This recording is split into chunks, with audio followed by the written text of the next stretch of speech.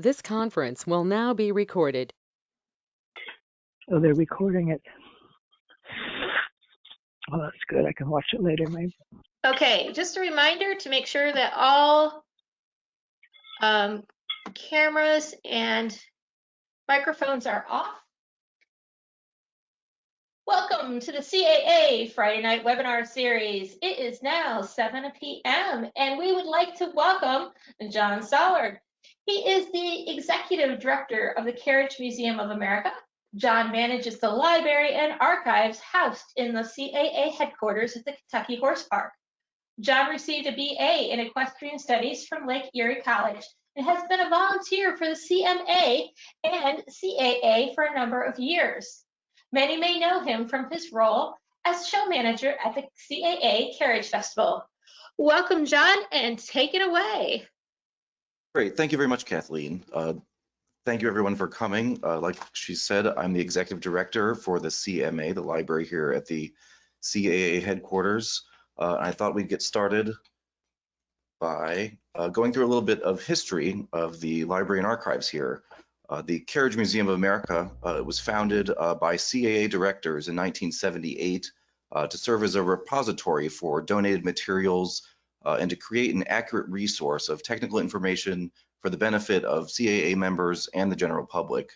The library has always been the prime research source for the Carriage Journal, and over the years the collection's grown to include the personal libraries of Tom Ryder, of Jack Seabrook, of Ken Soles, of Colonel Matthey, who was a British coaching club member, Paul Downing, the library of Anne and Charlie Leck was donated, and many others. And all of these donors and researchers left their own mark on the materials. Many times literally, Paul Downing and Tom Ryder each left copious notes in the margins and handwritten indices in the back of books. Those materials are absolutely invaluable now for us to research, all these decades later.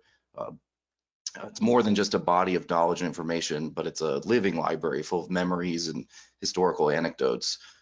In 2003, the CMA and the CAA moved to the Kentucky Horse Park, which has allowed us to be in a more central location in the United States. We're now within a day's drive of the majority of the US population. And in 2010, the Carriage Association purchased a building here at the Kentucky Horse Park, and the CMA joined them, giving the collection a permanent home. When the world returns to normal, we welcome visitors, whether just to come to browse the collection or for specific research. If you have a specific vehicle or manufacturer you want to research. The park itself here in Kentucky, it's 1,200 acres and includes the International Museum of the Horse, which is a Smithsonian Institution affiliate, as well as outdoor exhibits, and we receive here at the park 500,000 visitors a year. It's also the headquarters for 32 other national organizations, such as the United States Equestrian Federation, the U.S. Hunter Jumper Association, the American Saddlebred Association, the Pony Club, et cetera, et cetera. If you can't make it to Kentucky, we're always here for research requests, and we'll talk about this at the end of the webinar. We're here to help you find information, and simple requests are complimentary. So feel free to reach out to us if you have any specific questions about a carriage or manufacturer. Now, the library itself here holds about 3,000 volumes, and instead of being organized by Dewey Decimal System or the Library of Congress system, we're organized by topic for ease of browsing. Essentially, we would be under a single Dewey Decimal category, so this makes much more sense for our very niche subject. The entire list of books is available on our website, separated into different topics, and there's some of the topics listed here. This isn't all the topics, there's just a few of them. So you can browse our list and perhaps find something you didn't know existed in a topic that you're interested in. Let's see, in 2017, the archives located here were dedicated to CAA Honorary Life Director Ken Wheeling, in honor of his many years of service to driving and his immense contribution to research regarding carriages. And these archives contain many things, including a near full run of both the Hub and the Carriage Monthly. Both of these magazines were the preeminent trade journals for carriage builders in North America during the height of the carriage era. We have several thousand issues of those magazines. That's The just the Hub. reason The Hub and the Carriage Monthly, they kept up with new designs for carriages, new inventions, new technology. They're an incredible resource to have on site. Oh, no. In addition to these archives, the archives, they hold many carriage catalogs, sporting magazines such as Rider and Driver, Bit and Spur, which were kind of the predecessor to the Chronicle of the Horse for the turn of the century, as well as thousands of photographs, clippings, and other ephemera. Contained in the archives, for example, if you want to know about a Cuban volante or a circus wagon or a Swiss postal coach, there will be a folder full of photographs and clippings collected over the last 40 years by my predecessors or other people and other donors. It's really a great resource, our ephemera and archives. We can start out with the oldest book in the collection. The oldest book we have is this book, printed in 1671 by Johannes Schäfuri. He was a German philosopher who was chiefly valued for his editions of Greek texts and studies on antiquity. And this publication, although it's not particularly rare, there are a few copies floating around out there. It's one of the earliest studies of the use of horses, harness, and wheeled vehicles in antiquity. It's entirely in Latin, so if you speak Latin, you're better than me, but it is the oldest book that we have an original of here in the library. And the newest book is the hot off the presses A to Z of Carriages by Amy Bracey, which we just received last week, actually. Amy's the director of the Carriage Foundation in the United Kingdom. She's done a tremendous job putting together this resource. So you can reach out to the Carriage Foundation if you're looking for a copy. They just are hot off the presses. Let's see. And we could start with some of the rarer items in our collection. This item is the only one that I know of. It is an album put together by the editors of a magazine called The Road. The Road magazine was published in London between 1891 and 1912, and it really focused on the coaching scene in Great Britain and the continent at that time. The magazine itself is rare in itself. We only have about 10 issues here in the library. The British Library in London has a full run of it, but I'm not aware of any other public institutions that have any issues of the magazine. But this album was put together by the editors of the Road magazine with incredible rare images of road coaches and coaching men and women during that time period, pre-1900. Like this example, this is a photo of the old times on the Chester and Shrewsbury Road with all the men up and everything ready to go, the guard with his horn. There's another example of the many photos in this unique album. The coach, the Veil of the White Horse, with Mr. T. Hooper Deacon driving. So all the little details you can catch in this book has about 30 or 40 photographs like this one of these coaches, as they were driven. This album also has a section on lady whips, which were, sadly, they only did portraits of them with their biographies. They didn't show them on the box seat, but it's rare to have lady whips featured in something so old. So this is such a great resource to have. And this album also covers not only the coaching men and women of the day, but covers the grooms and the coachmen.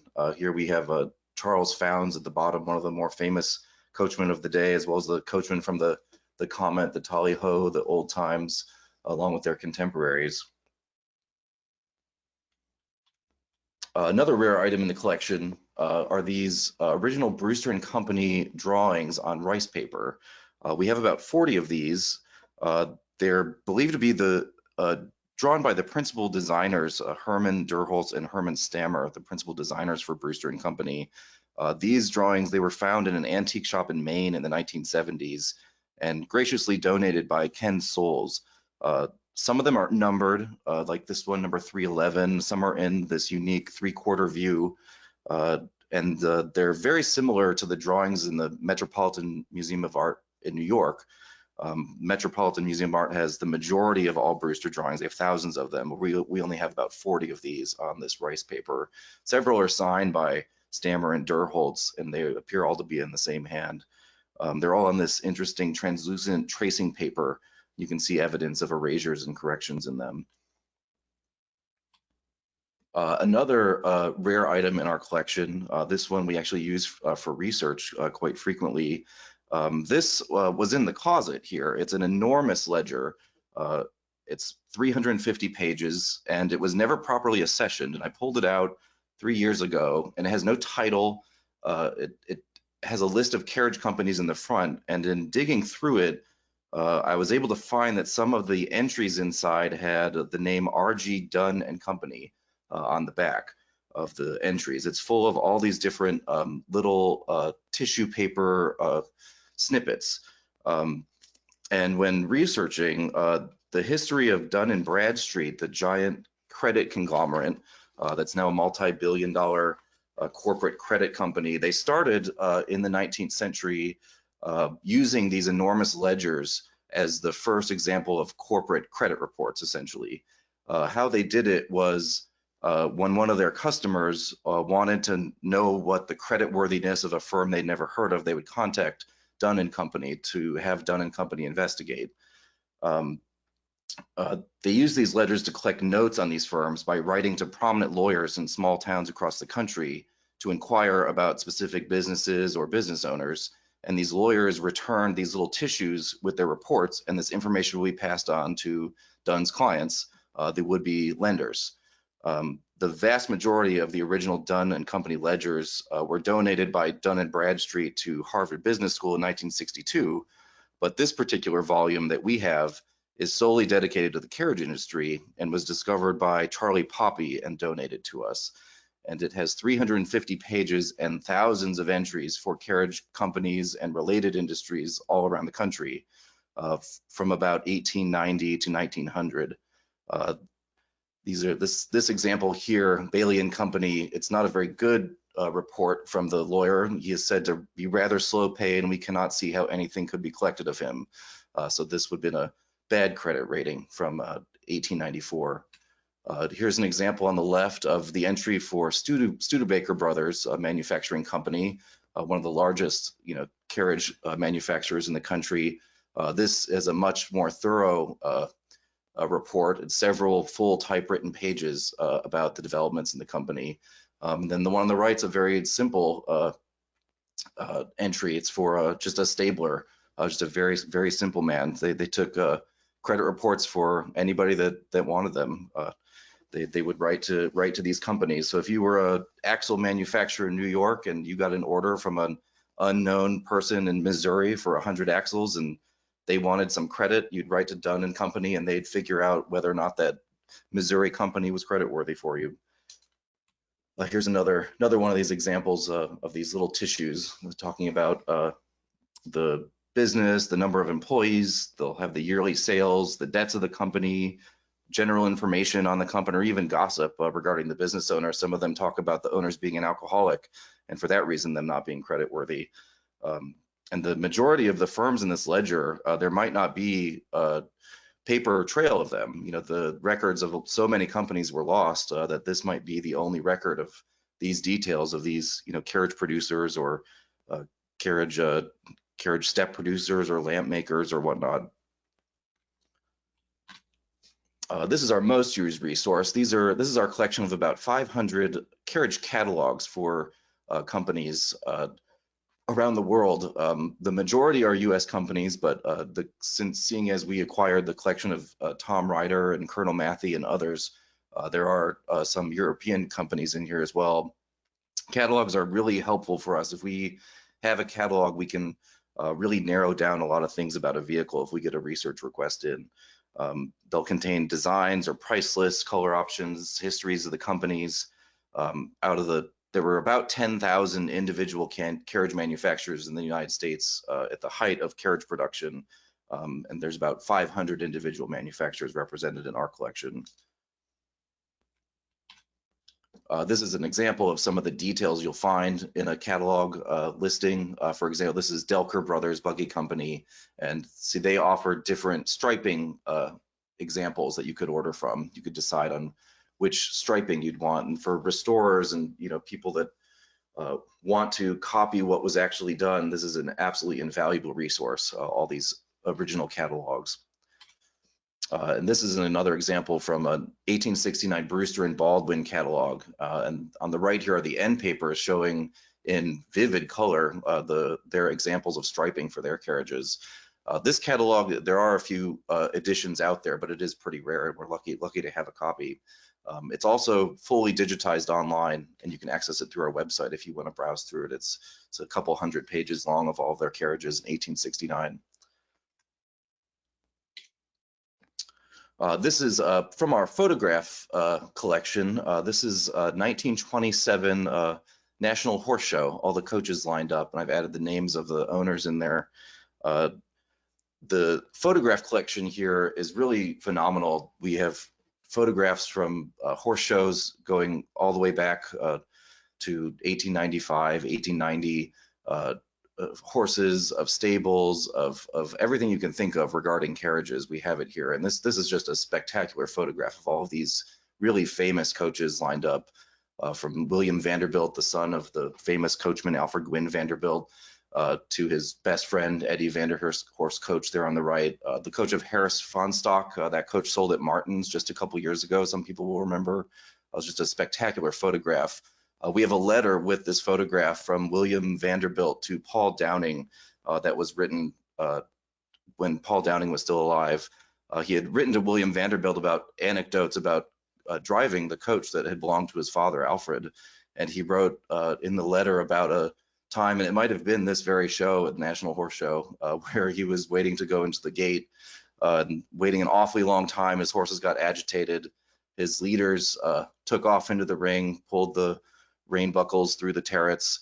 They got them stopped, and then they went to start again. And the passenger next to him was very nervous and went to start, and the men moved off, and the leader reared a little bit, and the passenger pulled a single lead rein, flipped the horse over, and broke his pole, and he had to unceremoniously walk out of the ring.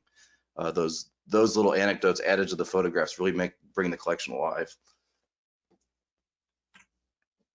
This is another really special photograph. We recently acquired it. It's a donation from Barry Dickinson.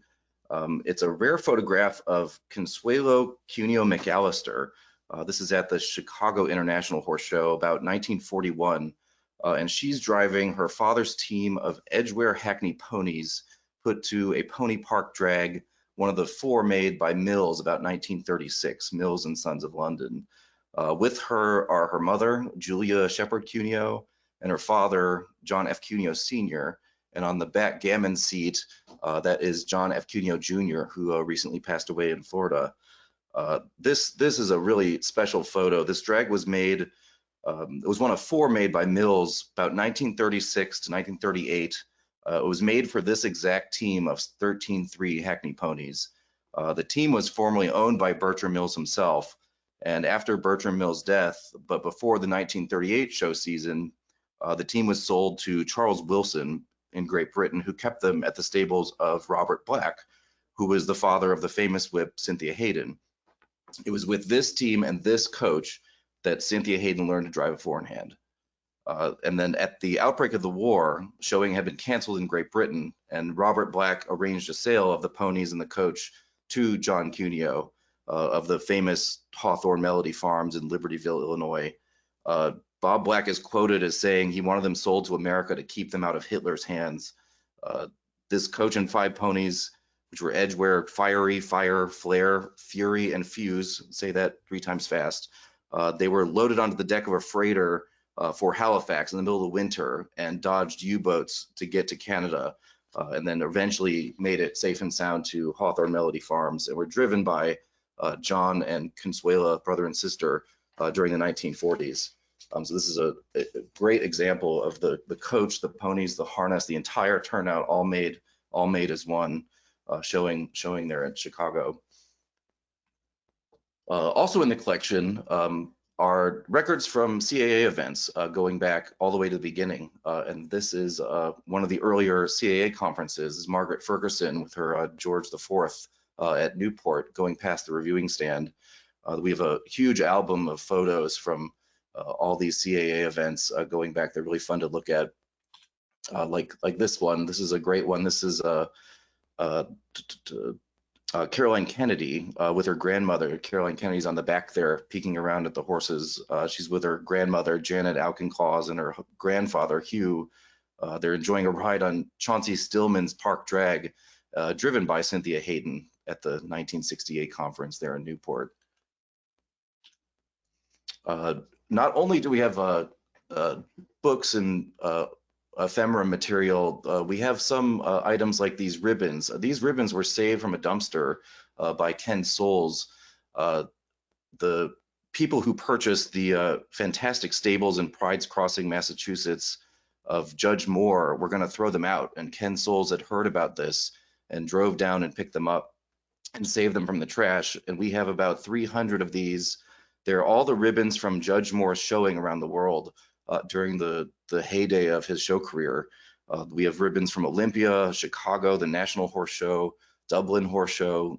It's just a really great collection of these wonderful old ribbons from that really famous showing stable. Another interesting item, this is the Cutter's Practical Guide to British Liveries. It's a book which has patterns for all sorts of livery items for gentlemen. It has, coachman's greatcoats. It has groom's livery. It has breeches, chauffeur's livery, state livery, semi-state livery. We have an entire section in the library on livery, not a huge section, but a good sized section. And this is one of the books that is fully digitized on our website. So you can go and pull up all the copies, like full copy of the book, and you can see all the patterns and print them out yourself. And very useful book in the collection for us today.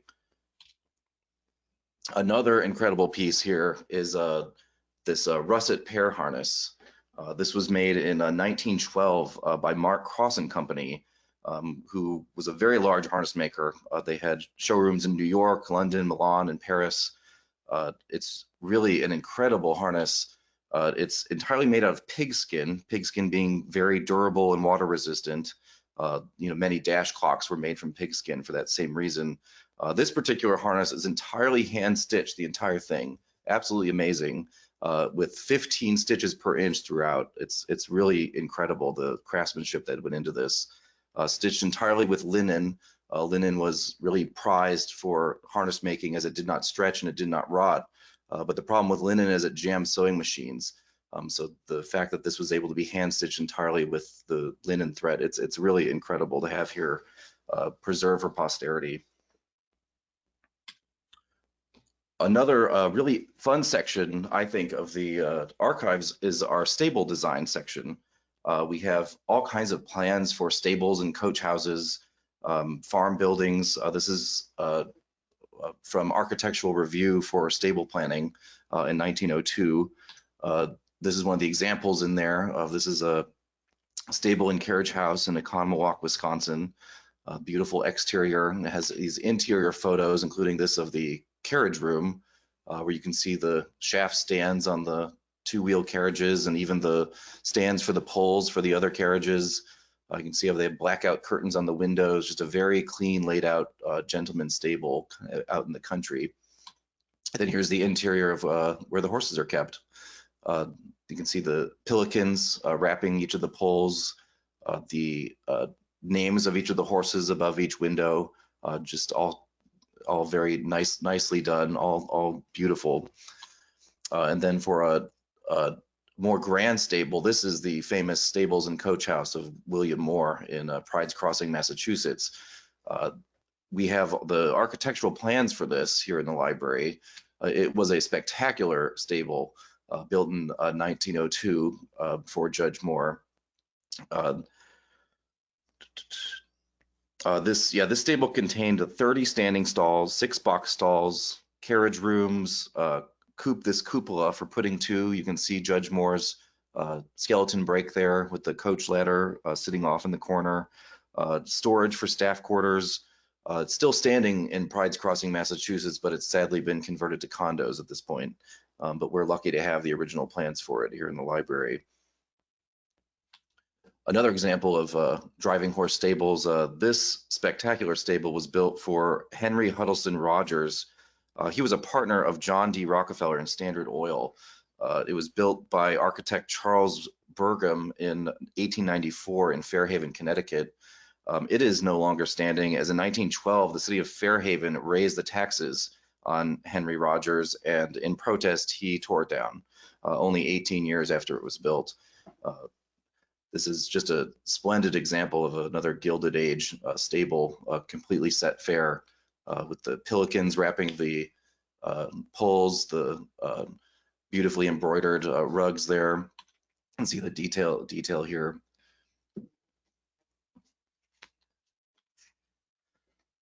Here's another very rare item in our collection. This is the inventory of the Imperial Carriage Museum in St. Petersburg, Russia, published or produced in 1891. The Imperial Carriage Museum, it was officially part of the Hermitage Museum complex, and similarly to the Royal Mews in London, the state carriages were partially on display to the public as museum pieces, but also used in important state ceremonies for the Tsar, such as coronations. This book was compiled during the reign of Alexander III, who was the father of the last Tsar, Nicholas II, in 1891. It was an inventory of the important carriages in the state collection there in St. Petersburg. It goes through on the left here, it's got all the state coachmen, and it has their biographies on another page, the Imperial head coachman from 1801 through 1891. And then these two on the right, these are examples of imperial sleighs that were in the collection, some of the sleighs and sledges of Tsar Alexander III. The cover of this book, interestingly, I wondered what this building was, doesn't describe it anywhere in the book. And I looked to see if this was the Tsar's coach house in St. Petersburg. And there are some buildings still standing, which are carriage houses and stables and coach houses for Peterhof Palace, for Catherine Palace, but I could not find anything originally about the coach house at the Winter Palace, which was in the center of the city of St. Petersburg. And so I thought, in researching for this presentation, I'd try and see if this is still standing, and went to Google Maps and walked around St. Petersburg for a while digitally, and sure enough, the coach house is still standing today. It's a shopping center, but it's still there. This coach house had 15 bays all across the bottom, doors for carriages to come in and out for all the imperial coachmen. The interior has a giant ramp that would have been used to pull carriages to the second floor for storage, carriages that were more rarely used, or vehicles for the Tsar's personal use, but they would have been stored there when he was at one of his other palaces in the Crimea or elsewhere. I thought it was interesting that this is still standing, and we have this original record from 1891. The Tsar's carriages would have been stored in here. This is another example of the interior of the coach house, kind of in a derelict state. These buildings survived not only the revolution, but the German occupation and the fall of communism, and they really have not changed. They're still owned by the Hermitage and not really used. So the fixtures and stables and whatnot, it's now kind of derelict, but it still is intact. And our book documents the carriages that would have been stored there in 1891, including this Berlin for Catherine the Great. They documented these. I don't exactly know the purpose behind this book, but I do know that the only other copy I'm aware of is actually in the Kremlin Armory in Moscow. And this Berlin did survive. The carriages were taken from the coach house and stored in vaults beneath the gardens of some of the palaces in St. Petersburg during World War II to protect them from the Nazis. And this one survived with the original hammercloth and everything intact. And you can find it at the Kremlin today. Another great part of the collection, not only we have catalogs of the carriage companies, but we have a plethora of catalogs for other manufacturers that made accessories and parts for carriages. And this is an example of a 1904 White Manufacturing Company catalog, in one of the pages for one of the lamps, showing the size and the shape of the lamp. Some of the catalogs will show which carriages the lamps were appropriate for. And not only that, but we have a collection which was put together by Pete Leach, a former CAA member who's now passed away, and Jack Day. And this is a collection of sheets for each of the Brewster lamp styles. So at the top left, you can see part of a Brewster spec sheet for a vehicle that is calling for number 7 square French lamps. Well, what is a number 7 square French lamp? And Pete Leach and Jack Day put together these sheets demonstrating exactly what that means. So this in the center here, this is a number 7 square French lamp with all the dimensions and measurements and a photograph of what one looks like. And then over on the right, we've got a Curacle lamp from JB Brewster and Company. So we have a whole set of these. So if you have your Brewster spec sheet and it says a number 3 starry lamp and you don't know what that means and you want to go and find one, well, we've got a sheet here that describes exactly what that means, the size, what it looks like, to see if you can come up with one at auction or otherwise. This is a lovely vehicle that I came across that did not survive the present day, unlike all of the Tsar's carriages. This is a 8-spring Spider Phaeton, and it is one of the most discussed vehicles when it came out. It was on display at the 1893 Chicago World's Fair.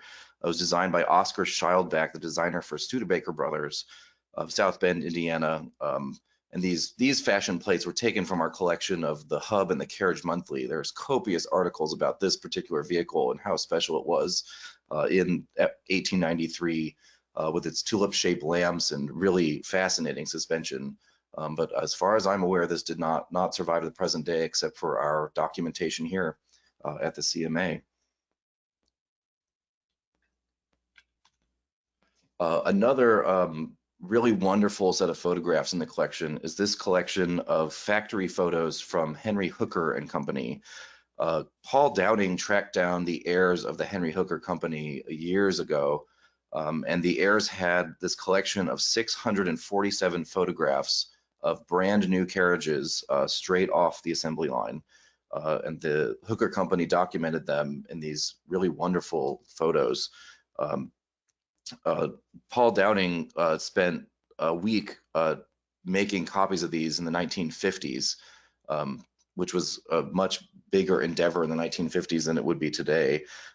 He writes with the collection that the chief value of this collection, these Hooker photographs, in addition to their pictorial interests, lie in the fact that the larger part of the pictures, they're actual new carriages, fresh from the factory in all their pristine perfection, he writes. Many of the photographs, they're sufficiently clear as to show with the naked eye or with a magnifying glass details such as the striping, where it was laid on, where it was not laid on, the lining, the trimming materials, appropriate lamps for the carriages, and other tiny, minute details of the finish, most of which they're lost in carriage catalog pictures or advertising material that we would have today. They're of inestimable value for a painstaking restorer, he writes. Like this particular one, this 4-wheel dog cart with brass seat rails. This is another photo from the collection of Hooker photographs. They call this their Alma Cabriolet. They had a nickname for every model. This was their Alma model. You can see it came with 2 cushions for your feet, as well as the interestingly shaped lamps and the broad striping. Here's another 4-wheel dog cart from that collection. This one has a very large cricket as it came off the factory floor as it was ordered. So this is with no striping on the wheels that you can tell. It's really interesting. You can see exactly how Hooker finished it. And then this one, another example here, you can kind of see as enlarged there. This one has a double stripe on the wheels. So very, very lovely documentation of exactly how they looked when they rolled off the assembly line. We don't have photographs like this of any other company, just these Hooker photographs. We don't know if any other company did this, but it's splendid that Hooker was able to preserve it, and then Paul Downing was able to track down Henry Hooker's heirs that happened to have saved these for posterity for us. Our website, you can visit the CMA's website at carriagelibrary.org. There's a lot of things on the website, including our entire collections database that you can search from anywhere in the world. The collections database has all of the books listed, has a lot of the archive material. A lot of things are fully indexed, so you can put in a company's name and come up with materials and whatnot. Has an archive of CMA newsletters with interesting articles as tips for researching your carriage, and you can submit research requests right from the website. So if you have a particular vehicle or manufacturer that you're curious about or can't find any information on your own, that's what we're here for. Reach out and we'll see what we have here in the library. Research requests, simple research requests, they're complimentary. If you want 1,000 pages photocopied, we're gonna have to work an agreement out, but everything is complimentary for the most part, and we're happy to help everybody out. And before we take questions, I'd like to thank everyone for joining us tonight, and remember that this library belongs to everyone. The collection was created through a mixture of purposeful acquisition, opportunity, chance, but most of all, it's through people. The depth and variety of the collection is owed to the generosity of generations of collectors and donors who wish to ensure the history of the carriage era that is so dear to us all is preserved. And I encourage everyone to come and visit. Thank you very much, John. That was really educational. And we do have questions for you. Great. One question that came in was approximately how big is the collection? The collection, we have about 3,000 volumes of books. We have, like I said, the 500 or so carriage catalogs. We have thousands and thousands and thousands of clippings and individual photographs of vehicles that are organized by vehicle type. We have thousands of magazines, like I said, the entire run of the Hub, and virtually the entire run of the Carriage Monthly. It's the largest library of its kind dedicated to carriages in the world, and it's the only one that's a public library that is accessible to all that come. Thank you. We do have some questions. I want to remind everyone that the chat feature is in the upper right-hand corner. It looks like a thought bubble, and you can type your questions in right there. So we have a request to go back and look at a couple of different photos. Sure. Can you go back and look at the Alma carriage for a moment? Sure, sure.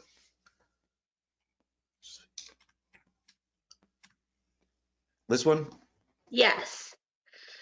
So the pillows are for your feet, and then is that a child seat that's?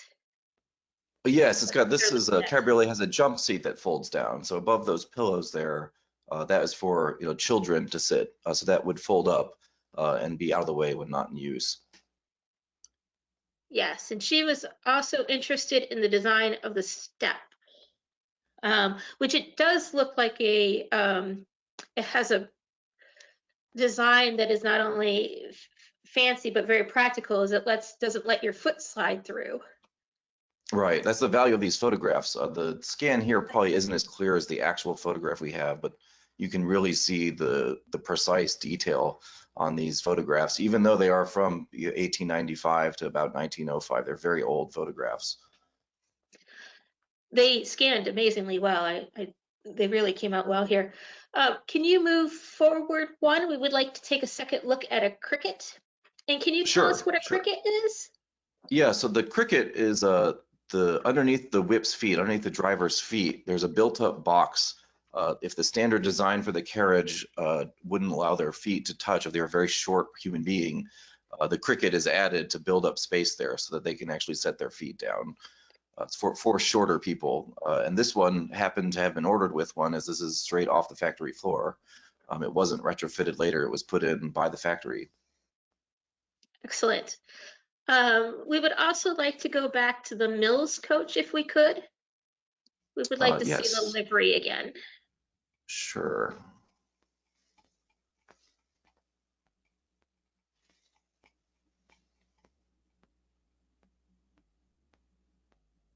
And while we're looking at that, does the CMA still send out a print newsletter? Yes, we do. We do send a print newsletter out. You can sign up for our e-newsletter on the website. We'll send it via email through that, and send me an email. There's a way to do it on the website with your address, and I'll happily add you to our mailing list. Fantastic. We send it out about once a year. So we noticed that this gentleman with his back to us, this coachman, has 6 buttons on his livery jacket. Yes, yes, yeah. I'm not exactly sure why, but yeah, this is that's the value of these photographs. Is not necessarily everything was done perfect as we would consider it. Yeah, we don't know what the other man's livery looks like. Sadly, he is cut out of the original photo. It's not just the scan. But yeah, these original photographs, they are absolutely invaluable to see exactly how they did it. You know, this happens to be 1941 is when this was. So lots of great comments coming in, appreciating the talk. And we also had a question about the Hooker Company photos. Are they available Yes. online? No, sadly, we have 647 of them, and I just haven't had time to scan all them in, is the honest answer.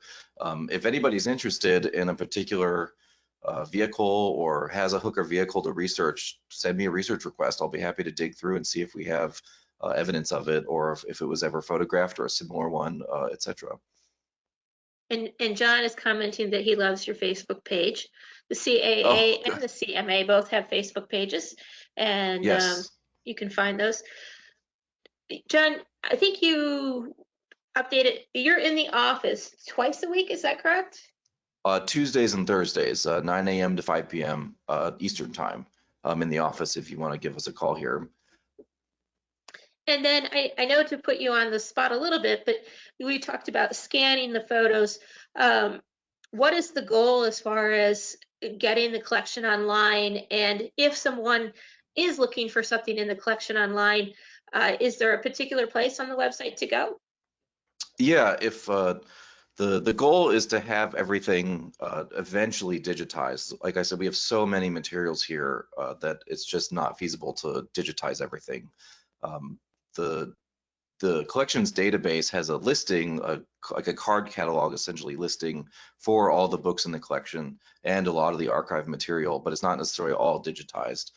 We're getting as many books as we can that are a public domain added to there, so you can go on and find, I think there's 300 or 400 public domain books in our collection that you can click on and read right from your home. But we're working on getting as many as we can up on there. If you find a listing for something that you want to see a copy of, just send me an email. If I'm able to scan it in and send it, I'm happy to do that. And of course, you're welcome once once the Kentucky Horse Park opens up again and things settle down. Everybody's welcome to come and visit us and spend a day, digging through things. Fantastic. So I think we're about ready to wrap up. We're getting some good comments in about the photos and just the overall great information. Is there anything else we need to know at this point? Actually, let's share your website address with us. Oh yes, I'll go to the end here. It's carriagelibrary.org is our website. And like I said, there's a lot of information on there. There's a page on tips for researching your carriage. There's a how to search our online database, a link to the database. There's also our bookstore. The CMA's published books over the years from pulling from the information in our collection. Our most popular book is the Conservation and Restoration of Carriages book, compiled by Susan Green. That book sells pretty frequently, as well as we have a book on working drawings of carriages for those that are restoring or building a carriage. It's working drawings of vehicles. You can see for yourself the dimensions and shapes and how to put everything together. That book sells pretty frequently as well as many others you can check out. Fantastic. Well, thank you everyone for joining us. And we will be seeing you in 2 weeks on the 12th. And same time, same place. And we greatly appreciate everyone joining us today. Thank you so much. Yes, thank you everyone.